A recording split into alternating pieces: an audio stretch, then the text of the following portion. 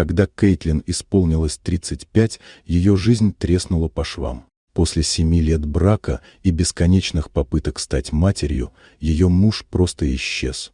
На кухонном столе осталась записка «Я не могу больше, прости». Пустота, которая наступила после, была оглушающей. Дом в Сиэтле стал слишком тихим. Оставшись одна, без ребенка, без мужа, она почувствовала, что ее мечты рассыпались. Но Кейтлин не позволила себе утонуть в боли. Она пошла волонтером в Центр поддержки детей. Там она встретила 5 братьев, оставшихся сиротами после пожара. Им некуда было идти, никто не хотел забирать всех сразу. Сотрудник соцслужбы сказал, это комплект, от которого все отказываются. Кейтлин увидела в их глазах знакомую тишину, ту же, что жила в ней. На следующее утро она приняла решение. Один за другим она привела мальчиков в свой скромный дом. Первым был Трейвон, старший, замкнутый, но с железной решимостью. За ним Джейден, молчаливый и наблюдательный. Потом близнецы Маркус и Майлз, шумные, веселые и неразлучные. И, наконец, малыш Элиас, едва 5-летний, с глазами, в которых жила ранимая надежда.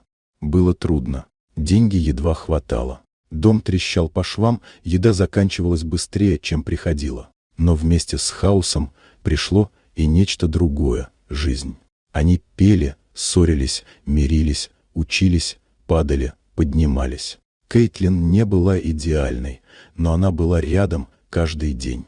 С годами мальчики стали мужчинами. Трейвон стал инженером, Джейден — автором образовательного стартапа, Маркус и Майлз — владельцами модного бренда, а Элиас — музыкантом с душой поэта. Они уехали, но всегда возвращались к ней, в тот старый дом, который стал их якорем.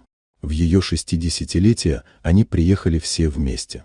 Утро началось с запаха свежего хлеба. Потом ключ. Крупный, серебряный. Подарок. Новый дом, светлый, просторный, с садом и большой кухней, построенный ими для нее. Позже они вручили ей документы на трастовый фонд, чтобы она больше не беспокоилась ни о чем. «Ты дала нам жизнь, теперь наша очередь», — сказала Кейтлин.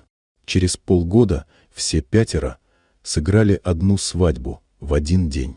Событие прогремело по всему округу. И в первом ряду, в платье цвета индиго, сидела она, мама Кейт, как ее теперь звали. Люди аплодировали ей стоя. И впервые она увидела себя в чужих глазах не как женщину, потерявшую семью, а как женщину, создавшую ее. Теперь каждое воскресенье ее дом снова полон голосов. Внуки, дети, смех. Она не получила жизнь, о которой когда-то молилась. Она получила больше. Она не просто усыновила 5 мальчиков, она воспитала 5 мужчин с сердцами, полными любви.